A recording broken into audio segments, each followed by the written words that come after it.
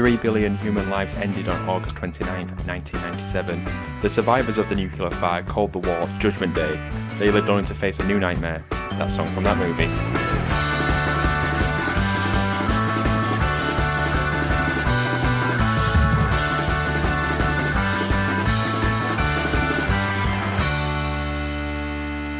Oh, wasn't that a shame?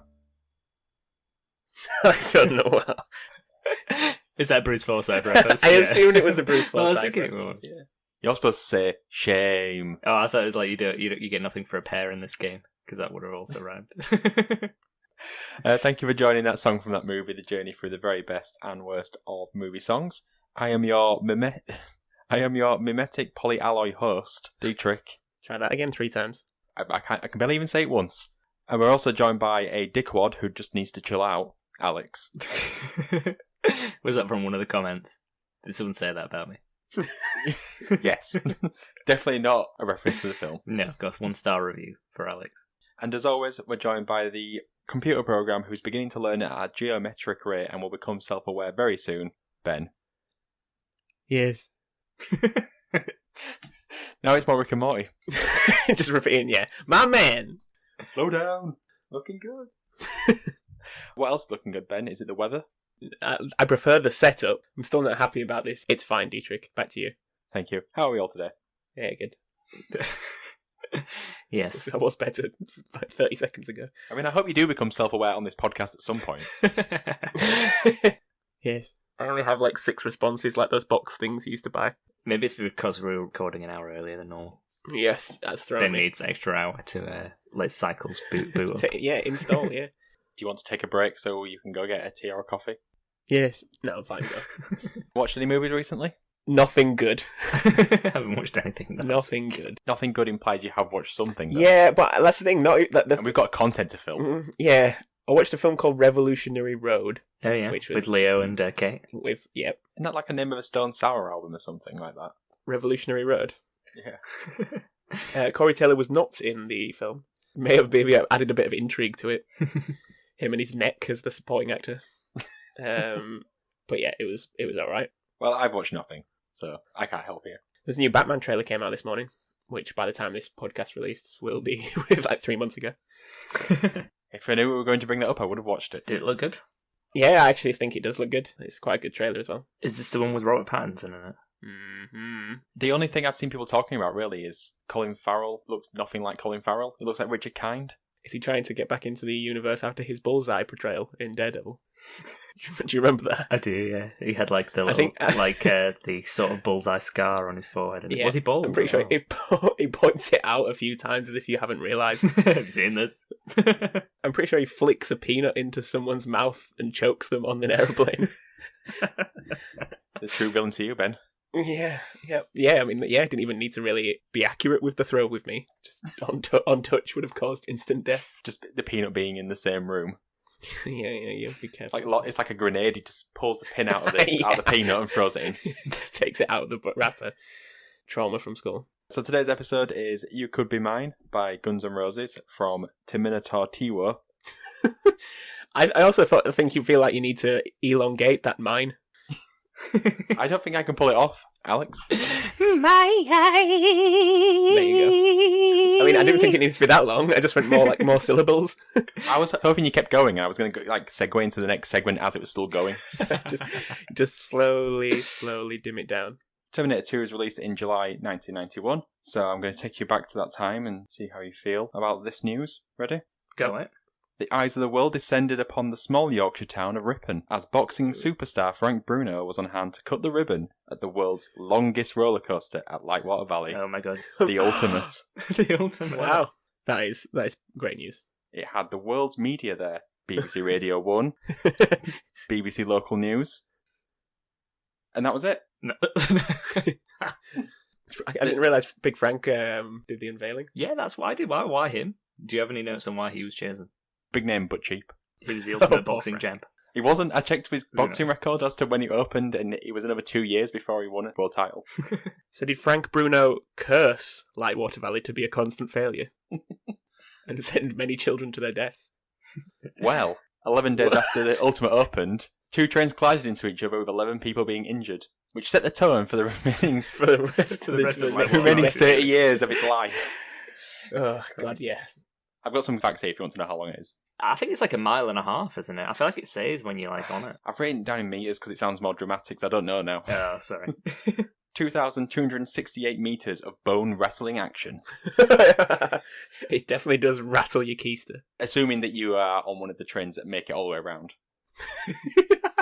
Yeah, the distance depends on which car you're in. I feel like the first half of the ride is just going up at the beginning, and it takes like it's such a cop out that it's the longest because it's like the ride doesn't start till like halfway around. You go over that sort of one drop, that small drop, and then you're basically just going slightly up and down for a good half a mile. Yeah, it's like little bunny hops, like you're on a BMX. It was literally like they were like, how can we make this theme park stand out? Let's just make the longest ride we possibly can. Not the best. Not the best. Longest seems possible. Last fact about The Ultimate, because this is a movie and music podcast. Many people looking at their phones like, what is this? This is the second time we've delved into roller coasters. At least last time it was related to the song.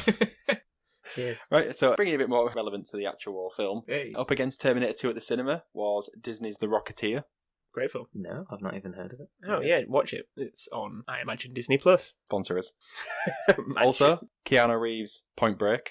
Great film. Great film. Yeah. Shoot into the air. Shoot, well, it just reminds me of Hot Fuzz, where they were. Yeah. Also, every poser's favourite film, Boys in the Hood. And finally, Bill and Ted's Bogus Journey. Big year for Keanu Reeves. Big month. Oh, these were also big month yeah. for Keanu Reeves. Yeah, it was up against himself. And he still lost. I'm guessing. Yeah, it did, yeah. And my final piece of what happened then, the Riverport riot occurred in St. Louis, which was a 3-hour brawl resulting in 65 people being injured, including 25 police officers, at a Guns N' Roses concert. Full circle. So the Riverport riot basically was Axl Rose jumped into the crowd and started hitting fans and security guards because he could see somebody taking photos of the band with a camera. When he eventually got back to the stage, he grabbed the microphone and proclaimed, "Well, thanks to this lame-ass security, we're going home." Threw the microphone on the floor, smashing it into pieces. There was apparently a few moments of everyone being confused as to what was happening as the music came to a grinding halt. In an attempt to calm the crowd down, Slash used his microphone and said, "He smashed his microphone, let's get out of here," and proceeded to run off the stage. He smashed his microphone, let's get out of here. Yeah, so the crowd quickly lost their collective shit, is what I've written here. Collective. This is all recorded, by the way, you can watch this. Yeah. They were recording a documentary, and the person doing it was like, "I need to get this." Was that the person who Axl Rose assaulted? He forgot that it was a documentary. Wasn't that with a camera? Yeah, so the crowd lost their shit, started smashing up everything, starting fires, rushing the stage and stealing anything they could, and swinging from the rigs. Did Axl Rose believe that the technology in the camera was in some way related to Skynet? Possibly, because we do know that Axl Rose is a target for Skynet. What hope does humanity have if all our lives are in the hands of Axl Rose? Just to round that out, so Axl Rose was later charged with inciting a riot and given a 2-year probation and banned from performing in St. Louis, a ban that was held until 2017 until it was eventually lifted. I'm assuming he's just rushed straight back. Probably. He likes the money. Well, I assume he must do. And what also likes money is James Cameron. Nice. I don't even know if that's true, but Terminator 2 made a lot of money, so that's my segue. Yeah, so Terminator 2, directed by James Cameron, was released in July 1991 to critical acclaim. Terminator 2 follows Sarah Connor and her 10-year-old son John as they're pursued by a new, more advanced Terminator, the liquid metal, shape-shifting T-1000, who has been sent back in time to kill John Connor and prevent him from becoming the leader of the human resistance. A second, less advanced Terminator is also sent back in time to protect John, which ruins the twist at the beginning. Terminator is going to stop him. James Bond is not in this film, Ben. I'm sorry. Although a Terminator versus James Bond film wouldn't be that outlandish. I'm pretty sure you know who'd win. Who? Don't forget that James Bond can keep regenerating into new people. It's like a Time Lord. What if it ends up being the James Bond twist? That is a Time Lord. Well, yeah, shake up the franchise. So yeah, Terminator T-War is an amazing film. Probably one of the greatest sequels of all time. I assume we've all seen it. So yes. Before I ask what you think, I'm just going to say this now. We're talking about Terminator 2, not the other sequels yet. So what do you think of Terminator 2? It should have ended there. Never needed anything else. Yeah, I mean, I guess it's hard to argue of, not specifically planned sequels that when you think of like trilogies or other franchises, it is probably the best sequel. I mean, I think it's better than the first. I mean, the first is good, but I don't think many people think the first one's better. I always consider it like a bit like Alien and Aliens in the same way, of the two sequels of a similar time. Another James Cameron sequel. Both him, yeah. I just think it's just amazing how he does them and brings something new. You know, in modern days, I think I'm very skeptical and pessimistic and assuming that most sequels are for cash-grabbing purposes, whereas this I just thought was very fresh and quite a good twist. Yeah, so I actually, I recalled the first time I saw this film when you mentioned we were doing it on the podcast. I actually saw this for the first time when I was about 10, I think, in a motel outside of Disneyland Paris. And it was in French. Really? Yeah, I looked up the translation. Well, I looked up the translation and it's Dominateur de Jeu de Judgment. So there you go. That is better. Yeah. Jeu de Judgment. Jeu de Judgment. But I did get stung by a wasp the next day, and I am allergic to wasps, so it maybe has negative connotations in my mind because of that. And also, I remember the beginning being, because I didn't know what film it was at first, because it kind of just like came on. And there's that whole bit where there's like a girl on a swing, and it's like people in the sea, and then all of a sudden it's like in the future, and everyone's dead, and there's just skulls everywhere. And I was like, what the heck is this? Le Skulls. Le Skulls. How old were you again? I think it's probably about 10, maybe. I think we're talking like very early noughties, late 90s, possibly. So yeah, it was quite terrifying, and I don't remember watching all of the film. I think maybe that was all I got, as far as I got the first 10 minutes. That's my lasting memory of it. I think that I do like the film, but it's sort of because there's so many people who like really, really love the Terminator films. I feel a bit alienated because I just like think it's good. I think it's like a good action film, but I think it's similar like with the Marvel films at the moment, where like there's some people who just like so passionately, I love the Marvel films, and like cheer in the cinema when certain things happen. I think you described it when Captain America grabbed the Thor's hammer. Yeah, so sorry.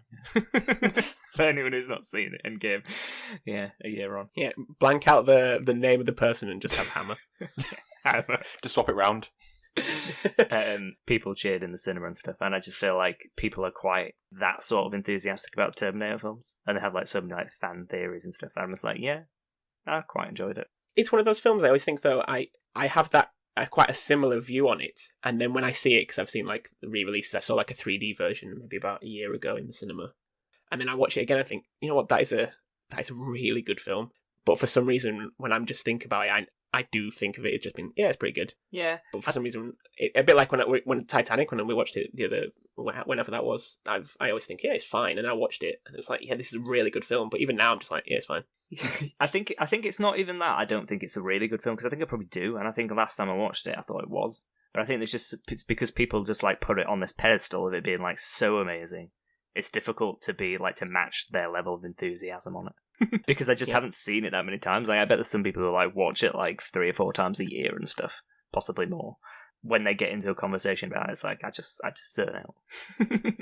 Not because I don't like the film, just because it's just like, yeah, there's just, I think as action films go, you like it's it quite too much, and I don't like that. Yeah, well, it's not even quite that. I don't want to get to that level because I don't think that's fair, because people can enjoy the film as much as they want, and I think it is justified in this case. But I just think, as action films go, there is quite a lot of layers to this because of the sort of time travel aspect and what's going to affect the future, and so people have a lot of ideas and fan theories about it, and there's like the mystery of Skynet and all that and stuff. And it's like people want to get into the nitty-gritty and have a conversation about it, and I'm like not bothered because it's I think it's a good film, and that's it. I think it's definitely been tarnished by the however many since 5 films? I think that doesn't help. 4 as films? well. Yeah. 4 films and 1 TV show. Yeah, I forgot about the Sarah Connor Chronicles. But as well, like, I don't know if that's what heightens its like popularity, is the fact that it's just so much better than those. But I don't know, because I haven't seen it for a while, so maybe, like you said, maybe if I watched it recently, I wouldn't have that opinion. Yes, and don't get stung by a wasp afterwards. Yes, that doesn't help either. Although it wasn't the last time I saw it. I saw it the first 10 minutes and that's it. Every time. It was. And it was in French. I don't even remember if it had subtitles. Because why would it have English subtitles? Because we were in France. So I don't even think it did. I think it's just in French.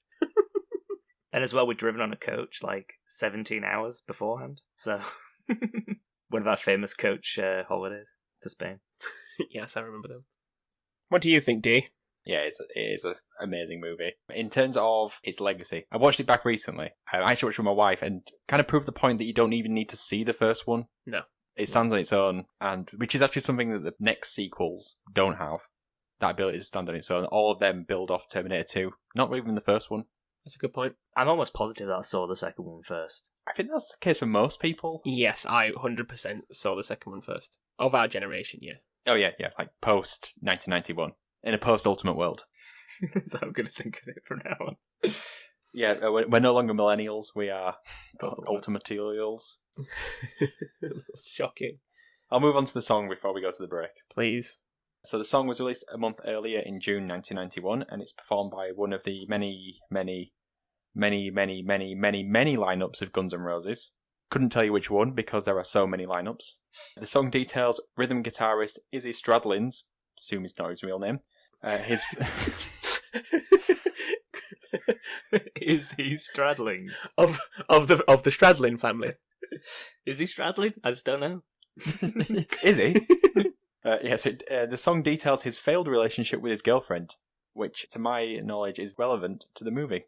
Right, guys? Yeah. That was one of my first thoughts when I was re-listening to the song. I was like, this is like a perfect example of just one of those songs that's just shoved on a film. Because it's like, what relevance does it have? Yeah. Until I started researching this, I didn't realise just how many of these lyrics I did not know. Oh, God. It's one of those songs I've just been making my own lyrics up that fit into the beat of the song. Yeah. Do we like this song? No. Although, like I say, it's one of the few for the esteem and fame that Guns N' Roses have. I just feel like they don't have a lot of songs. It was basically 2 albums at a push. Appetite for Destruction mainly. And yeah, it's fine. Other than You Could Be Mine, it's the only bit that really sticks out. And the video. I do remember the video quite well. I think definitely the video was what stood out in my mind more than the song, and except for that one, the main line of the song. When I think of Guns N' Roses songs, the only couple that come to mind are Sweet Child of Mine and November Rain. And I think it's much... Not Welcome to the Jungle. Well, yeah, Welcome to the Jungle, I suppose. There is more. There's like Paradise City, I think, but... Yeah, but I mean, which ones came instantly to mind? Live and Let Die. The cover of Live and Let Die. Chinese Democracy. Garden of Eden. Are we just going through cover of Knocking on Heaven's Door? We can all do this. We can do this for ages. Hey. Yeah, maybe they've got more songs than we give them credit for, but I don't think this is a very good one. That's what I was getting at. This song, especially the beginning part, sounds like the most generic late 80s, early 90s metal song you could probably think of.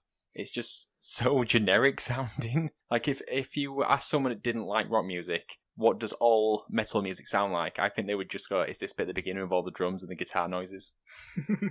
I think it actually I think the reason why the two I initially mentioned stand out more is because they're not like this one, but I feel like Welcome to the Jungle, Paradise City are essentially the same song, but just slightly better versions of it. Yeah. Was this song made for the film, or was it really? Is it an album track? So it's an album track from Use Your Illusion 2. Yeah, it said on the version I watched on the music video, it had that little caption in the corner. I was like, that's an interesting name for an album. Is there a one? Is there a number one? Yeah, there is, yeah. However, this song was written originally for Appetite for Destruction, but didn't make it on.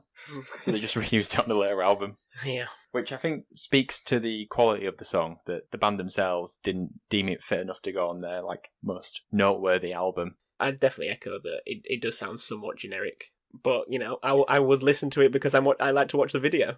You really want to speak about that video, don't you, Ben? Yes. Well, you're going to have to wait because I haven't got to that part of my notes yet. That's the only reason. I could jump around, but I'm not going to because then I'll get lost. Is that a Guns N' Roses song? It They cover Jump Around at all? I can see them doing the cover of Jump Around, actually. Jump around! These impressions are way out of line, Yang.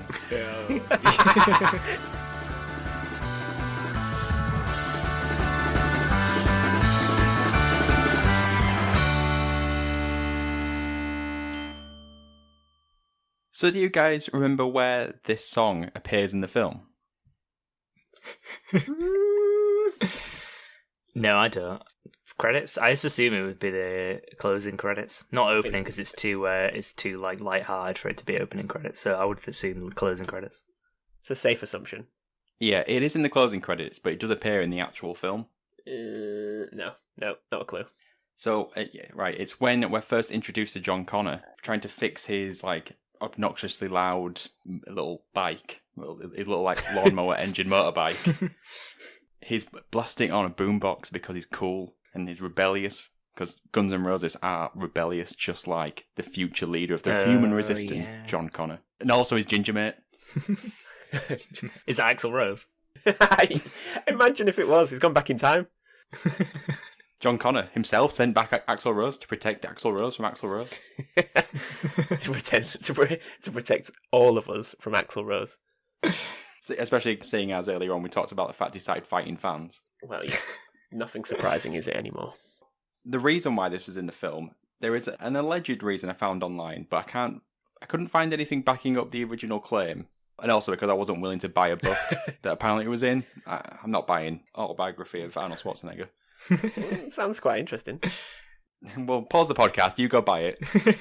Okay, press pause. We got you on this podcast to lead, not to read, D. So I'm back. I've read it. You're right, it's terrible. Apparently, Arnold Schwarzenegger, he wanted a rock song in the movie, and in an attempt to get his favourite rock band in the movie, he brought Guns N' Roses over to his house for dinner, and they ultimately decided that this was the perfect song for Terminator. So Guns N' Roses were his favourite band? Apparently. I thought you were going to say that he got Guns N' Roses round to discuss his favourite band, AC/DC. Yeah. Can you put me in touch with Angus? It sounds a bit John Barry-esque, this situation, to reference our James Bond episodes. Yes, it does. Assuming this is a real story, of course, because the only sources I found for this was a uncited mention on Wikipedia and a self-declared Guns N' Roses expert in the YouTube comments. and there were slight differences between the stories, so I've sort of mixed them together. What I don't understand about this is if there's one person in terms of filmmaking, that I don't think would allow someone just to go, that's my favourite band, we're putting this song in the movie. It's James Cameron. 100%. Maybe at this point he's still not the he's still coming into that position of big balls James Cameron where he can do anything he wants. Maybe he's still at this point, there's still a bit of a risk element. Oh, is he the next big thing? Can he keep doing it? Yes, he can. He can and will. And he ain't taking no muck, no guff. He will staple your phone to the wall if it rings. What year was this film again? 91. 91, so this is after Aliens, isn't it? Yeah, Terminator and Aliens, isn't it? It's a high batting average. Well, he has an incredibly high batting average. Until Terminator Dark Fate. Did he do that? He was a producer for it. Yeah, I mean that's his way of getting around it. I swear when he senses he's actually in the director's chair, and then when he senses things aren't going well, he just gets it's like a dummy, like a stunt double who just sits there, wipes his hands of it, takes a production credit, and then says in the interviews, "There's nothing I could have done. Nothing I could have done." It wasn't me. It was Annie. It was his favourite band. Yeah, I didn't want them in the film. He made Axl Rose a nice spaghetti carbonara. What was I to say? Why did he have this accent? I don't know.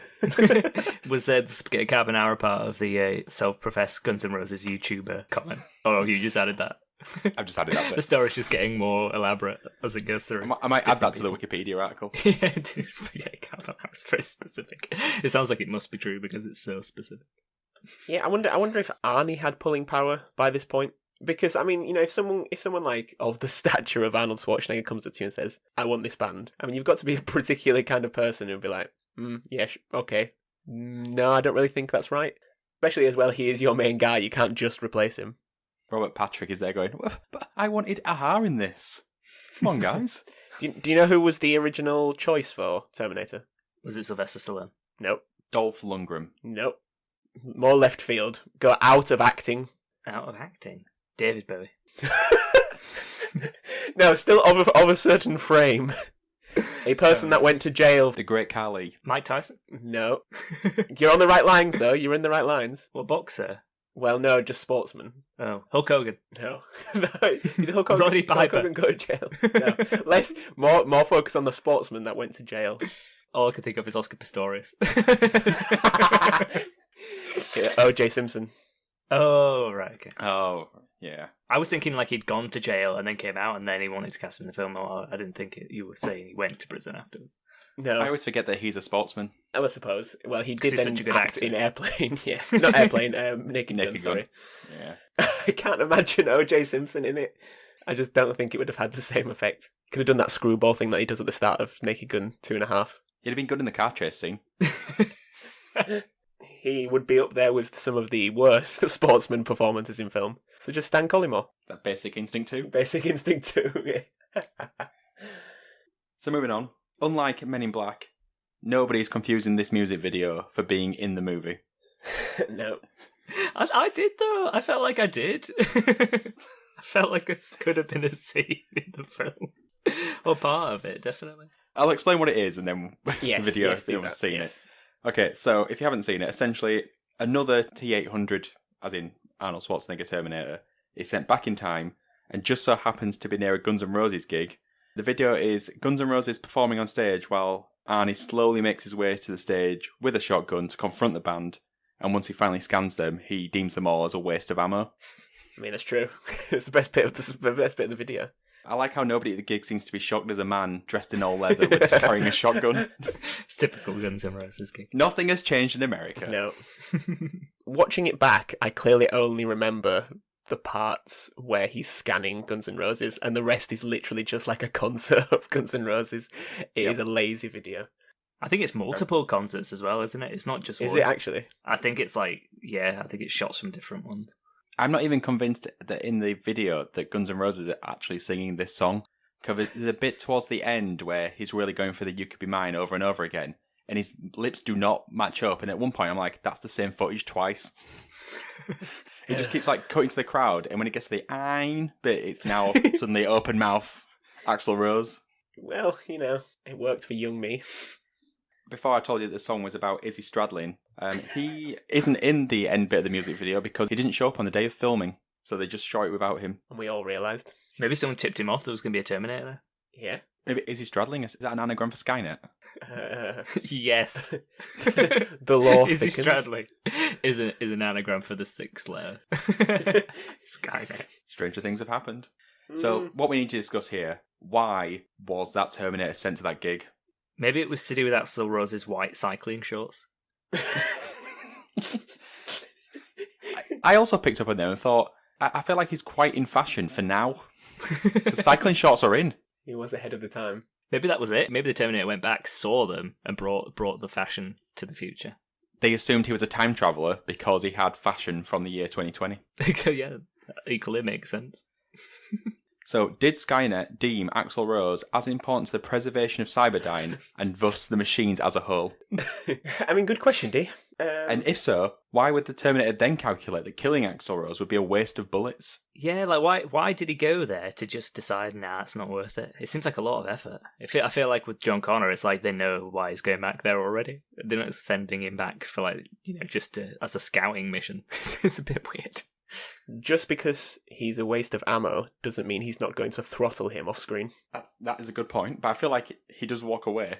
Well, yeah, he's rethinking. He's never had to not use his shotgun. Could it be that the confrontation was enough to dissuade John Connor from assisting the human resistance? That sounds more likely. After he performed that gig, he was like, oh, no more, I'm not going back to St. Louis. I'm not going back to wherever Terminator 2 is set. Axl Rose is not worth saving. I mean, it's not. It really is not. My conclusion was that the Terminator appearing at the gig dissuaded Guns N' Roses from ever performing You Could Be Mine again, which means in the movie the song doesn't exist and therefore doesn't lend to John Connor's rebellious spirit. I'm shaking my head here, D. You've had the red string out, haven't you?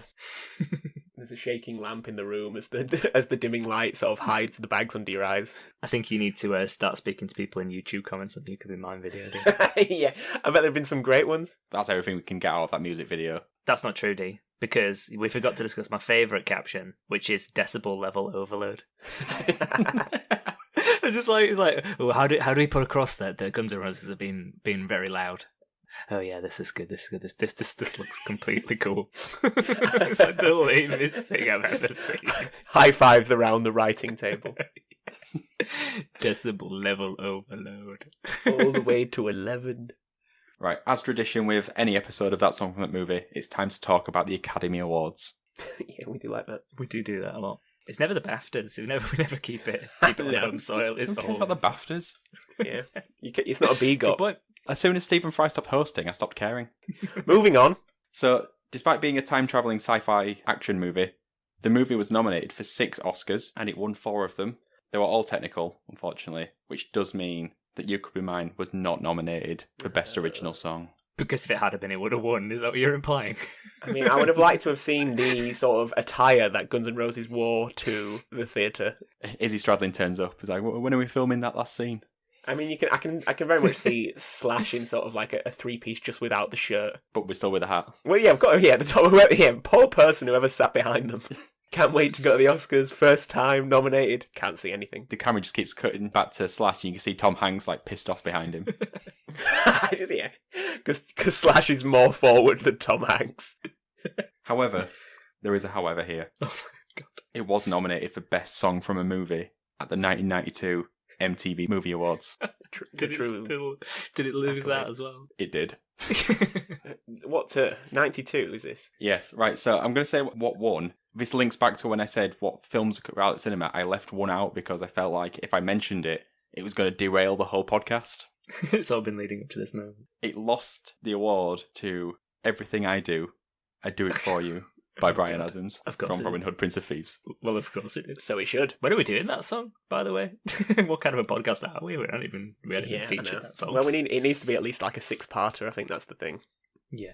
Just dissecting Break each. it down into each minute. Yeah. Yes. I like the minute in the middle where it's just going to be guitar solo. It's just discussing the intricacies of the guitar solo. We'll record it in a wood as well, just for added ambiance. We could actually go to Sherwood Forest, couldn't we? Sounds like a good plan. I think we just have to give a mention to these MTV Movie Awards. Calling their award the best song from a movie, I feel like we need to sort of acknowledge that's a great name for it. Yep. It's just Great. simple, isn't it? That's MTV Forward. for you. You Could Be Mine was in another Terminator film. It was in the fourth Terminator film, Terminator Salvation, which was not very good. The worst one. So the floor is yours. Let's talk about how crap these Terminator sequels are. I'd say that's the worst one. Is Terminator Salvation the Christian Bale one? Yes. Yes. With the famous, where he's shouting at the guy. Yeah, Yeah. Ran across the scene, yeah. What? What are you doing? Yeah, walking around, na, like this. Me and you are done professionally. He's got a really weird American accent, doesn't he? Even in that, even though he's like Welsh or whatever. Yeah, he's lived too long out of Wales. He's not quite Tom Jones. Go on, T. You can't mention the big man without giving us one. Do you say You Could Be Mine in the Tom Jones accent? You could be mine. There you go. Yeah, sure, we'll go for that. Yeah. That was too Welsh. I was too Welsh. Sorry, I ruined it. You're too Welsh. You didn't mention Elvis Presley. It's not. Or Janis Joplin. Janis Joplin. Janis Joplin. I would agree that Terminator Salvation is the worst of the Terminator films. Yeah. Bearing in mind that I haven't seen Dark Fate, but has anyone? What did we think of Genesis or Genesis or Genesis or it was however it's okay. spelled? It was okay. I mean, in relation to the other Terminators, it's still terrible because the first two are very good. But yes, the third is okay. Fourth is pants. Fifth is okay. Sixth is pants. Well, it's a nice list you've made there, Ben. I wonder if you have a list to share with us. Nope. Okay, moving on. Well, strange you asked that. I just have lists prepared at all points. Unfortunately, I ranked them in ways of trying to get them as most related to Terminator as possible and as least related to Terminator as possible. But I'm going in the middle. Mainly because I think we've kind of covered the other two bases. And I'm not going to give clues as to what they were. But yes, in order to build this up, obviously we have the legendary Arnold Schwarzenegger at the helm here, leading this beautiful, beautiful film. And he's been in a lot of amazing films. And has a lot of amazing one-liners. Now, I have scoured the internet and gone through every, and by every, I mean 10 lists of the best Arnold Schwarzenegger one-liners, aggregated them, and come up with the top 5. So I ask you, gentlemen, what is the top 5 greatest Arnold Schwarzenegger one-liners? It's not a tumor. It's not a tumor, it is at number 5. Yes. It's time to let off some steam. Let off some steam, Bennett is not in the top 5. What? What killed the dinosaurs? Me. There was many, many, many lines from Mr. Freeze that were there. Me too. Isn't that one? Yes, what killed the dinosaurs? The Ice Age. I don't that's think not Nice to See You is in there because that's in The Simpsons. But yes, Right. not the top 5. Think of the films we are discussing that might help you. Well, I'll be back. There you go, number 1. Easy. Hasta la vista, baby. Number 3. 2 more. Not Terminator films now. Are any of them Kindergarten Cop? Yes. One of them is. There's another Kindergarten Cop on I here. think it's Kindergarten Cop, or it might be Is it last action, Jingle yeah. All the Way, actually. I'm really struggling with this. Yeah, I'm struggling too. Okay, number 2 is from Predator. Oh, get to the chopper. Yeah. Was that actually it? Does that count as a one-liner? Of course it does. You have to tell us the film, I think. Yeah, you're going to give us a hint. You're not going to get the next one. Put the cookie down. apparently that is the fourth best Arnold Schwarzenegger one-liner. But that sums up. I mean, the other top 5 list I had was just related to the O.J. Simpson comment, which was the 5 worst sportsman performances in films, not related at all to anything. So we move on, gentlemen. Okay, so now it's time for the ultimate question, and it will ultimately decide what is better, the song or the movie. I mean, has there ever been a more obvious choice? No. Just in life, Yeah, or there we go. in this? In life, yes. I have never found anything more simple. Yes, the song is incredibly average at best. The film is great. Simple. I would like to get rid of Axl Rose. Izzy Stradlin can stay. It's just a completely redundant question in a way, isn't it? Because it's quite obvious that the film is better than this song. It might be down as like one of the worst Guns N' Roses songs as well. Not just songs in films, just Guns N' Roses. And I'm not even a Guns N' Roses fan. Earlier in the episode, we listed about 10 songs that were better than them. It took us like 2 seconds to do so. Yeah, I mean, I would like there to be some sort of jeopardy in this part, but there isn't. It's the movie. The movie's better. Goodbye forever to Axl Rose and friends. That would be a better name for a band. Thank you for joining us today on another episode of That Song from That Movie. Hope you enjoyed. Why don't you let us know if you think Terminator 2 is better than the song? And if you think the song is better, then unfollow us. We don't want you listening to this podcast. Why not share this on the Izzy Stradlin subreddit? I'm sure it will be well received there. So all that's left now is to do some goodbyes. So it's goodbye from me, goodbye, and goodbye from Alex. I'm not God, but if I were God, 3/4 of you would be girls, and the rest would be pizza and beer. That's Axl Rose. And goodbye from Ben. Freeze in hell, Batman. Goodbye, everybody. Bye. Bye. Goodbye.